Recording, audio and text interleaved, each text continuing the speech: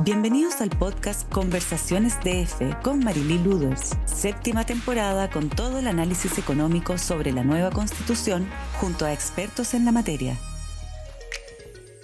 Muy bienvenido a este ciclo de los 10 temas que están bajo la lupa constitucional. En el podcast de hoy hablaremos de uno de los temas claves según la audiencia del Diario Financiero, que lee atentamente todos los temas relacionados en la manera de cómo Chile está regulando el uso del agua. Para eso invitamos hoy a Rodrigo Weissner. No sé si Rodrigo pronuncia bien tu apellido. Súper bien, está perfecto. Qué bien. Abogado en Derecho de Aguas y Derecho Ambiental. ¿Por qué lo invitamos a Rodrigo hoy día? Porque él trabajó 12 años en el Ministerio de Obras Públicas, partió asesorando al Ministerio y terminó como director general de Aguas, lo que le permitió negociar en el Congreso numerosos proyectos como la reforma de Código de Aguas, el marco regulatorio del sector de servicios públicos, sanitarios, entre otros. Y además hoy día está ejerciendo desde el mundo privado precisamente dentro del marco del derecho de aguas y medioambiental. Así que muy bienvenido, Rodrigo, a esta conversación. Gracias, Marilyn. Feliz de estar conversando de un tema que me ocupa por lo menos 10 horas al día. Harto. Harto. Entonces sí, tenemos harto de conversar. Yo antes de empezar las preguntas, de hacer un pequeño contexto, pensando de que esto lo escuchan personas que no necesariamente están dentro del mundo del derecho del agua, que la idea es esta: en la Constitución vigente hoy día existe una mención breve pero decisiva al tema del agua. En cambio, la propuesta de nueva Constitución supone un cambio de modelo más o menos importante que nos contará Rodrigo, donde hay al menos 15 artículos dedicados al agua. A esto se suma, como si no fuera poco este cambio, hace pocos meses se aprobó una reforma al Código de Aguas que regía desde 1981 y que estuvo 11 años en su trámite en el Congreso. Así que bueno, partamos. Cuéntame, Rodrigo, un poco qué dejó sentada la Constitución del 80 en el tema de agua y cómo se fue modificando en el tiempo hasta el estado actual. Mira, la Constitución del 80, a diferencia de todas las otras constituciones del mundo, garantizó el derecho de propiedad sobre el derecho de aprovechamiento de agua. Para que todo el mundo entienda, el derecho de aprovechamiento de agua es el permiso que otorga el Estado, que permite extraer agua de un río, de un pozo, de un lago. Y ese permiso está revestido con carácter de propiedad, igual como si yo tuviera un inmueble, ¿de acuerdo? O sea, es transable, lo puedo vender, lo puedo arrendar. Heredable, se hipoteca, de hecho se constituye en hipoteca en favor de bancos por los créditos que otorgan para desarrollar actividades. O sea, una propiedad, como bien dices tú, como si uno tuviera efectivamente una casa. Exactamente. Ahora, hay que hacer una salvedad. Muchos creen que este derecho de aprovechamiento de agua es invención de la Constitución del 80 y eso no es así. Derecho de aprovechamiento de agua tenemos en Chile desde que somos patria.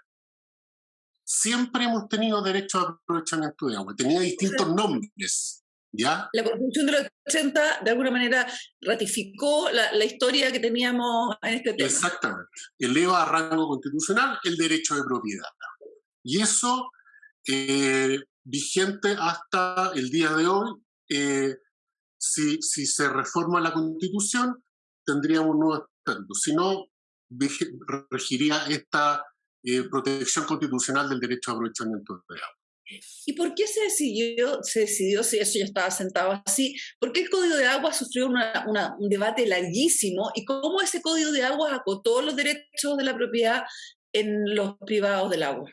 Mira, ocurrió que al amparo de la Constitución de 1980 se dicta el Código de Aguas de 1981, que lo que hace es hacer una reforma a la institución del derecho a aprovechamiento de agua que, como te decía, existía. Antes el derecho a aprovechamiento de agua del 81 estaba ligado íntimamente la tierra al agua. Tú no podías vender separadamente tu derecho de agua de tu inmueble. Lo que hace el Código de Aguas del 81 separa las dos cosas. Y tú podías vender el derecho de agua de tu inmueble, con el objeto de, y con la idea detrás que se creara un mercado de derechos de agua, con la idea de que es el mercado el que reasigna mejor este bien que permite hacer distintas inversiones. Pero otra cosa que pasó, y eso fue un problema que se generó en Chile, es que tú podías pedir sin límite todo el agua que tú querías, te lo otorgaban gratuitamente y no estabas obligada a hacer un uso efectivo. Ahora, eso siempre y cuando tú probaras que nadie más tenía ese acceso a esa agua, ¿no? Siempre que hubiera disponibilidad, que no hubieran otras personas. Pero ocurrió que algunas personas donde habían, sobre todo en aguas superficiales, habían ríos que estaban libres y pidieron el 80% de un río, en unos casos el 50% del río. Y con eso tenía el problema de que tú inhibías el desarrollo económico para otras personas que sí estaban disponibles para realizar una actividad económica al amparo de un derecho de aprovechamiento de agua. Si el mercado funcionara, o que yo sí creo que funciona en este caso, esas aguas a esos propietarios les convendría arrendarlas o venderlas a las personas que van a explotarlo comercialmente, porque no tiene mucho sentido tener agua para nada, digamos. Claro, es que pasaba, por ejemplo, que había personas que tenían un proyecto, y ocurrieron casos concretos, que tenían un proyecto turístico o un proyecto inmobiliario, pedían todos los derechos de agua en río, y con eso inhibían que se le instalara una competencia en lado. Perfecto. Y eso se fue generando desde el Código de Aguas del 81 y eso llevó a la decisión de reformarlo. ¿Y qué reformas se le hicieron para evitar lo que tú dices, que es este acaparamiento de derechos de aguas no utilizados? Eso fue una de las primeras medidas que el presidente Elwin, el año 92, envía un proyecto de ley al Congreso estableciendo la caducidad por el no uso. ¿Lo usabas o lo perdías? Viene el presidente Frei y el ministro de Obras Públicas, Ricardo Lagos, llega a la conclusión que la caducidad por el no uso era inconstitucional. Entonces, más bien lo que tenía que crearse era una patente por no uso, el año 94. Siguió discutiéndose en el Congreso y ahí, junto con otras personas, con Humberto Peña, Pablo Jäger, varios profesionales que interviníamos, Clemente Pérez, que era el subsecretario también, se llegó a una negociación en el Congreso y después, el año 2005, se dicta la ley que reforma el Código de Agua, estableciendo, entre otras cosas, la patente por no uso. Si no lo usa, paga una patente y es progresiva en el tiempo. O sea, le pone un costo al no usarlo. Ahora, es un costo, debe estar todavía vigente, es un costo que inhibe, o sea, que realmente hace cambiar la conducta de estas personas que tienen los derechos de agua no utilizados. Sí, mira, sobre todo los últimos tramos, porque va progresando los primeros 5 años un valor, el segundo año, y del año 10º en adelante otro valor más alto. Da un ejemplo, por ejemplo. Mira, una persona que... tú tenías, por ejemplo, 1 litro por segundo en el norte, hasta la región metropolitana. De Arica a la región metropolitana tenías que pagar cerca de 80.000 pesos por 1 litro por segundo, si no lo usabas. Después de 10 años. Si tenías 10, 800.000 pesos. Si tenías 100, 8 millones de pesos. O sea, claramente un incentivo.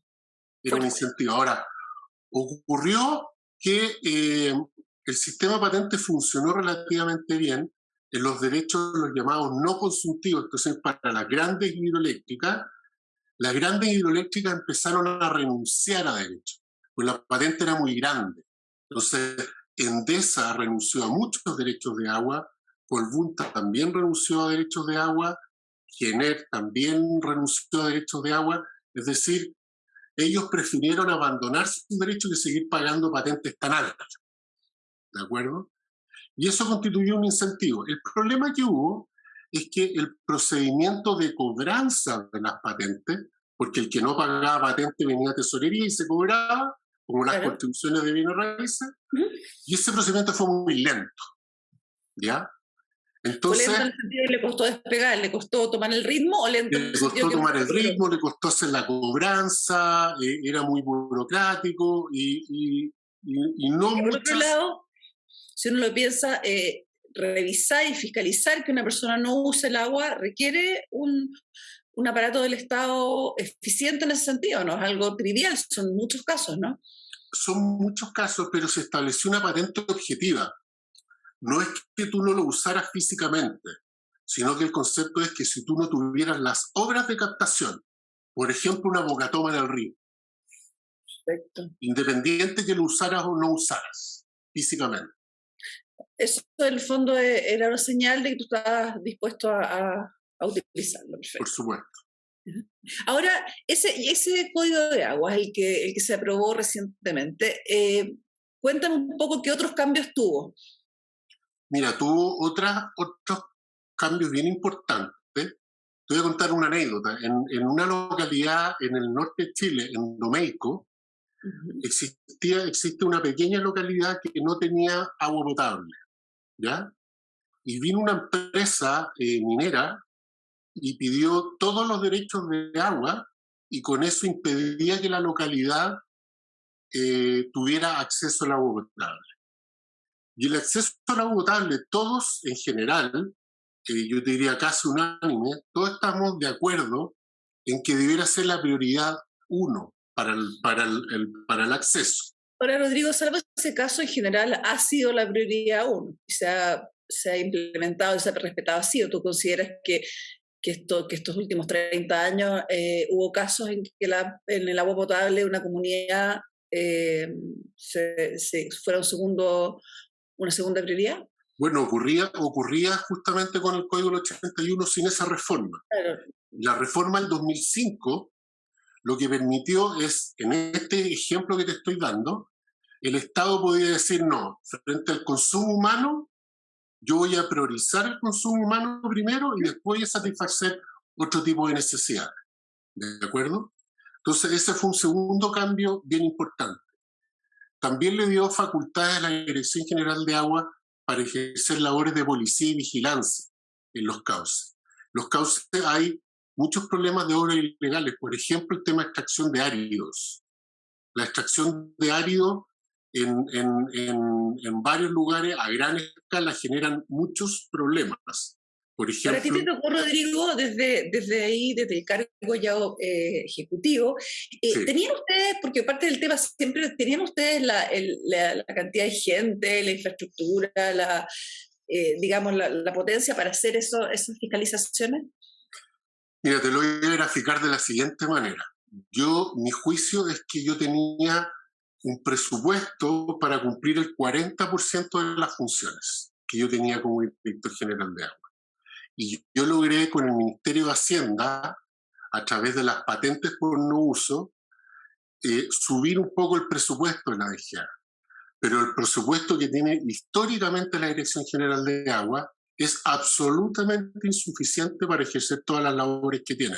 Piensa que en promedio la DGA tiene 1,5 fiscalizadores por región.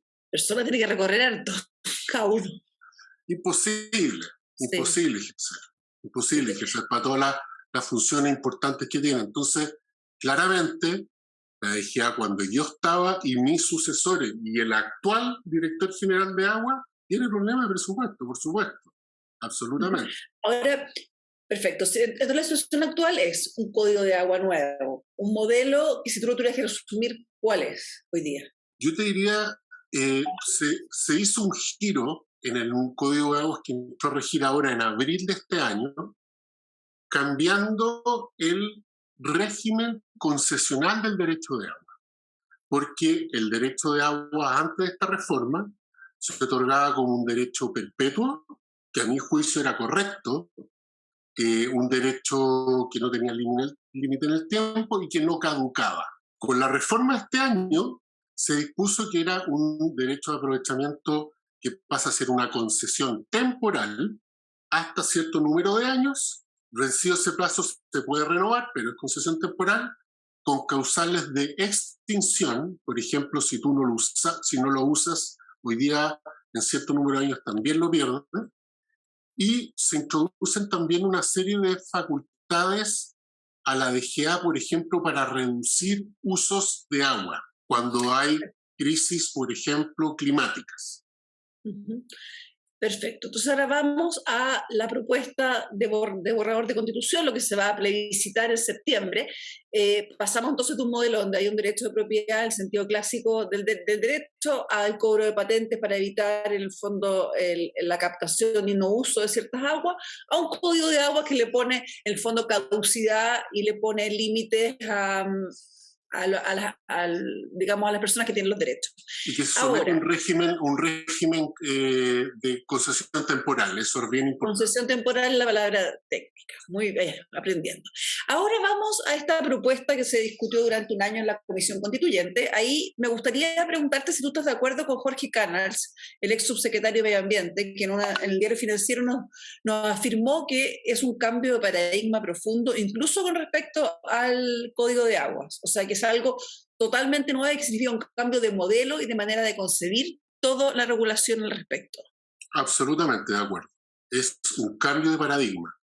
Y eso tiene que ver con que efectivamente la Constitución del 80, que regula el derecho de aprovechamiento solo al derecho de propiedad, muchos éramos y somos críticos que, si bien está bien proteger el derecho de propiedad, porque la certeza jurídica es un bien, no es un mal, se echaba de menos que también a nivel constitucional se garantizaban otro tipo de uso. Por ejemplo, el consumo humano.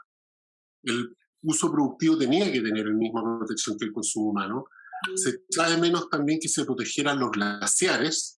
Y este proyecto de reforma constitucional efectivamente va en esa línea que yo creo que es adecuado. El problema es que yo creo que se pasaron 3 estaciones porque llevaron a una regulación que primero eliminaron el derecho de propiedad como consagración constitucional. ¿Ya? Y eso es un error. Ahí es la parte donde dicen que el agua es inapropiable. Es eliminar el derecho de propiedad porque no lo consagran. Segundo, cambian el modelo de un derecho de aprovechamiento a autorizaciones de uso, que son autorizaciones administrativas, que te los pueden quitar, que pueden ser revocadas y que no las puedes comerciar. Sí, y esto estaría en manos de una nueva institución que ya no existe, que es la Agencia Nacional de Agua. Exactamente. Que sería la encargada de dar estas digamos, concesiones limitadas. Exactamente. La otro gran cambio es que le cambian la naturaleza jurídica de las aguas. Las aguas hoy día son bienes nacionales de uso público, que es un bien que pertenece al Estado, pero que todos lo podemos usar y sobre el cual se otorgan derechos de aprovechamiento. El mismo ejemplo, una plaza, una playa, el mar, etc. Ahora se cambia el estatuto y son bienes comunes naturales. Eso quiere decir que son bienes que no pertenecen al Estado, sino que pertenecen a toda la comunidad, y el Estado tiene un deber y obligación de garante de proteger este bien, y sobre el cual solo se pueden otorgar autorizaciones administrativas que son incomerciables.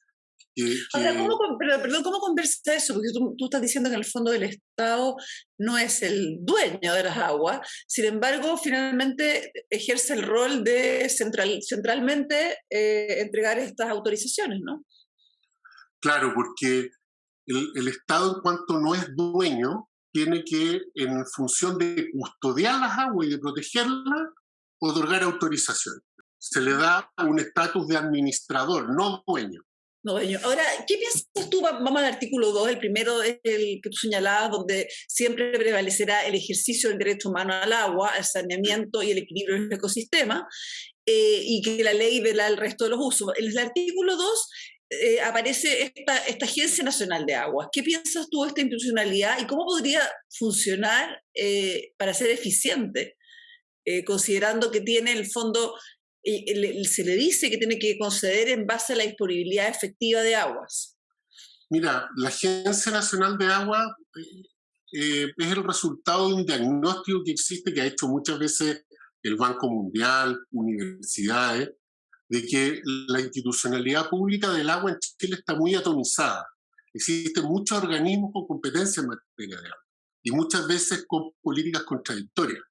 La idea de la Agencia Nacional de Agua es que exista un organismo potente, con autonomía, que coordine todas las decisiones estatales en materia de agua. Como concepto está muy bien.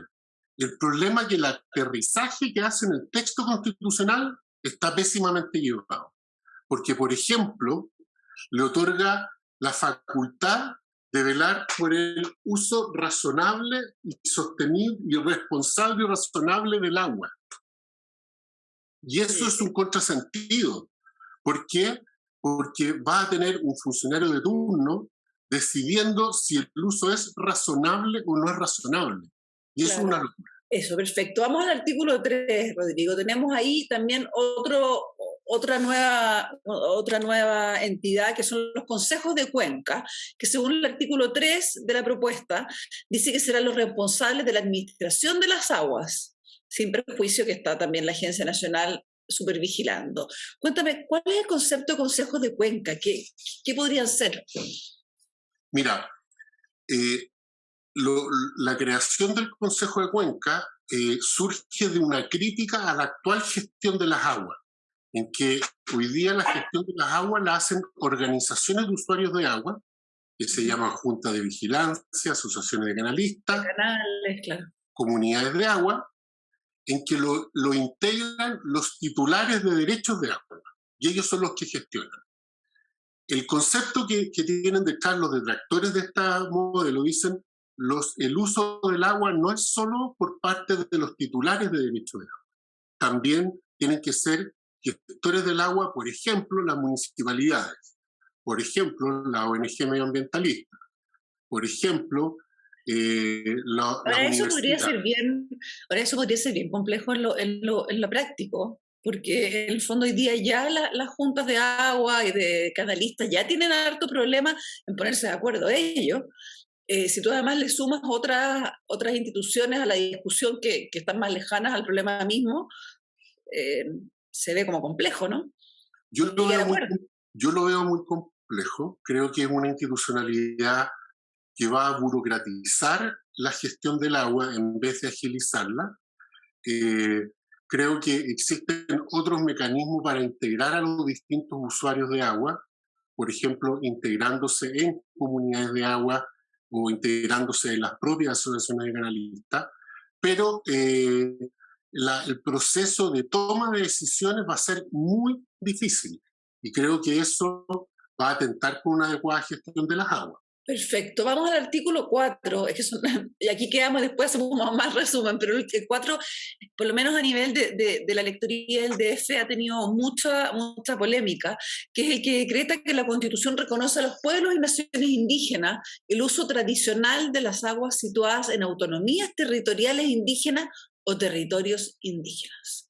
Explícanos un poquito cuál es el alcance de esto. Mira, el alcance de esta norma es la siguiente. Hay pueblos originarios en que el uso tradicional de las aguas señalan ellos, este es el origen, no necesariamente estoy de acuerdo, señalan ellos que producto de actividades extractivas han sido afectados. Por ejemplo, las vegas y bofedales del norte por actividad minera. Entonces, ¿qué es lo que dice esta norma? Esos usos ancestrales no pueden verse afectados. El problema es que se le otorga en otra norma, así como el derecho al consentimiento libre e informado, aquí se le va a otorgar un derecho a veto a ciertos pueblos originarios respecto de toda una actividad, por ejemplo, a la minería, en que están sometidos además a un proceso muy riguroso de evaluación ambiental, que ya de por sí es complejo. Entonces, da la impresión aquí que más que la sustentabilidad y el respeto al medio ambiente, lo que están buscando son las tradiciones, que claro, esas son un elemento nuevo que se sumaría a las exigencias que hay hoy día de respeto y de cuidado de los ecosistemas, ¿no? Pero esas tradiciones, de alguna manera, hoy día el sistema de evaluación de impacto ambiental te lo permite recoger. Lo ideal sería que este artículo 4, en vez de estar aquí, estuviera, en el fondo, quizás se profundizara dentro de los sistemas de estudio de impacto ambiental. Por ejemplo, exactamente, porque aquí tú lo que haces es un desbalance completo en una actividad tan importante como la actividad productiva. Hay que pensar que el 80% del uso del agua es productivo. Y establecer un derecho a veto de esta naturaleza yo creo que no es razonable. Razonable y va a terminar judicializado en muchos casos, ¿no? Judicializado a nivel nacional e internacional. Claro. Sí. Tampoco, pero no es retroactivo, ¿no? Tampoco aparece como retroactivo. O sea, los que ya están, lo que podría hacer sería un freno para el futuro. Pero no, los que ya están, bueno, como está redactado... Lo que pasa es que es retroactivo en la medida que los derechos de agua pasan a ser autorizaciones que te los pueden revocar. Entonces, la nueva autoridad puede decir, como se garantizó en la Constitución el uso ancestral, y este derecho de esta empresa es autorización que lo puedo revocar, se lo revoco. Claro. O sea, no manera indirecta. Perfecto. Ahora ya, suponiendo que este es el escenario que tenemos un cambio de modelo sumamente importante, con instituciones nuevas, con este acento en los usos ancestrales del agua. De aprobarse este proyecto constitucional, tendríamos que pensar en un cambio del Código de Agua completa, porque chocan, según algunos abogados que hemos entrevistado en el DF, no pueden coexistir de alguna manera. Yo creo que no pueden coexistir, pero déjame decirte que falta una norma que está en las disposiciones transitorias, que está en esta reforma constitucional, que a mi juicio es la más mala de todas. Perfecto. Que es la facultad de reasignación de las aguas, que es una nueva facultad que se le otorga a la Dirección General de Agua o a la Agencia Nacional de Agua cuando se cree, de tomar los caudales que existen y reasignarlos. Es decir, a usted que tiene 10, le quito los 10 y se los asigno a tal persona, o le quito 5, le quito 3. Se puede prestar para todas las... claro, se puede prestar primero para cambiar toda la matriz productiva. Por supuesto. Y también se puede prestar para mucho abuso, digamos. Mucho abuso y arbitrariedad, y esa, a mi juicio, es la norma más nociva de esta reforma constitucional. Ahora, respecto a lo que tú decías, si es compatible, por supuesto que no es compatible. Tan incompatible es que la propia reforma constitucional en el artículo transitorio da un plazo de 12 meses para iniciar la tramitación de las adecuaciones normativas. Y si en el plazo de 2 años no se adecúan esas normas, da la obligación de tener una reforma de toda la institucionalidad pública del agua con discusión inmediata, es decir, en 5 días.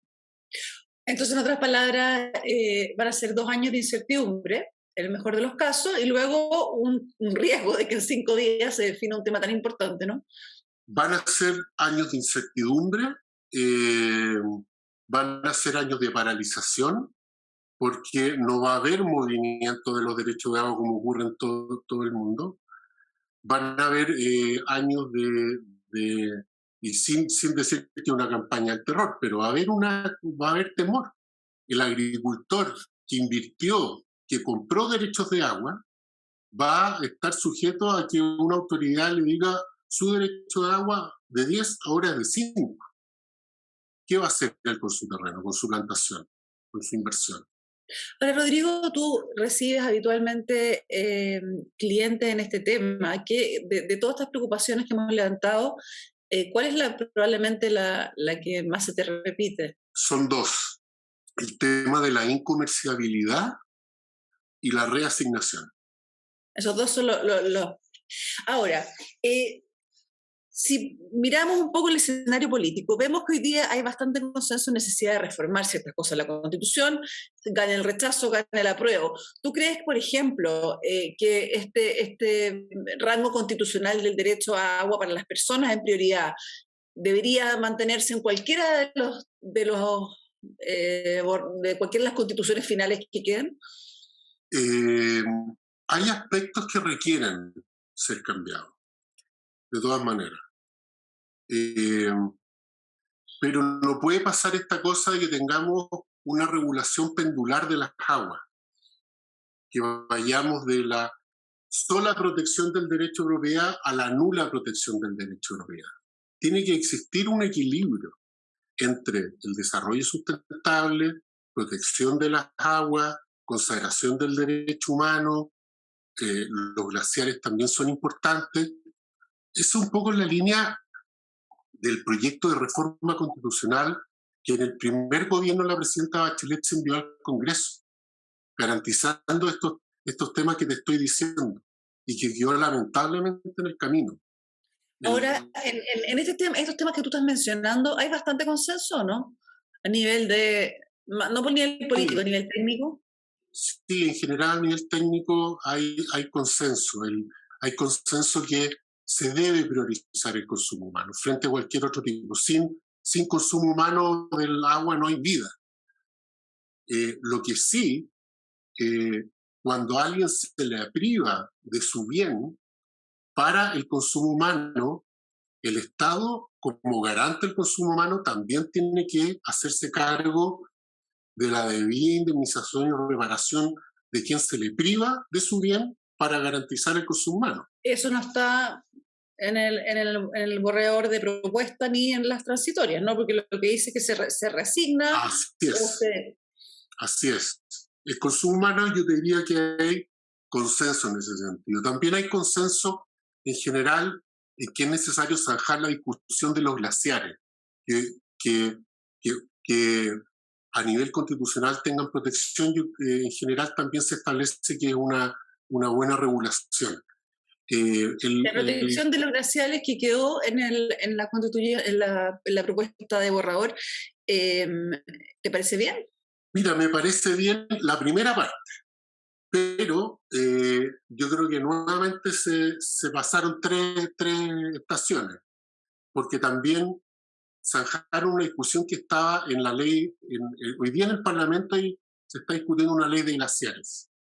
Y en esa discusión de la ley de glaciares están protegidos los glaciares, todavía está en trámite, y está en discusión si se protegía el ambiente periglacial, es decir, lo que está alrededor. Esa discusión, porque el ambiente periglacial está bien cuando tú estás al lado del glaciar, tienes un camino, levantas polvo y se deposita en el glaciar, aumenta el derretimiento. Eso es más o menos evidencia. El problema es que cuando tú no tienes límite y tú no estableces claramente qué se entiende por el entorno glaciar, te puede dar origen a muchas interpretaciones. Y eso no me gusta de la reforma constitucional. Y lo otro, que protegen también, dice, los suelos congelados, cuando aparentemente quisieron decir lo que se llama técnicamente el permafrost, pero lo dijeron en otra nomenclatura que no es clara y que no está muy definida en la técnica, en la ciencia. Entonces creo que esos dos aspectos no son correctos de cómo se estableció la regulación de los glaciares. Bueno, muy interesante, Rodrigo. Desgraciadamente estamos en la hora y dado que son 10 temas, le queremos dejar a nuestros auditores espacio para que vean de los demás. Te lo quiero agradecer mucho. Creo que fue muy claro para explicar el proceso y probablemente te vamos a seguir molestando a medida que avance esta discusión constituyente. Yo feliz, Marily. Muchas gracias y espero no haber dado la lata. No, en lo más mínimo. Quedó súper, lo menos, el foco muy claro. Muchas gracias. De nada. Gracias a todos ustedes por acompañarnos y los dejo invitados al siguiente capítulo del podcast constitucional del Diario de Finanzas. Esto fue el podcast Conversaciones de F con Marily Luders, un podcast que analiza y sigue las señales de los negocios.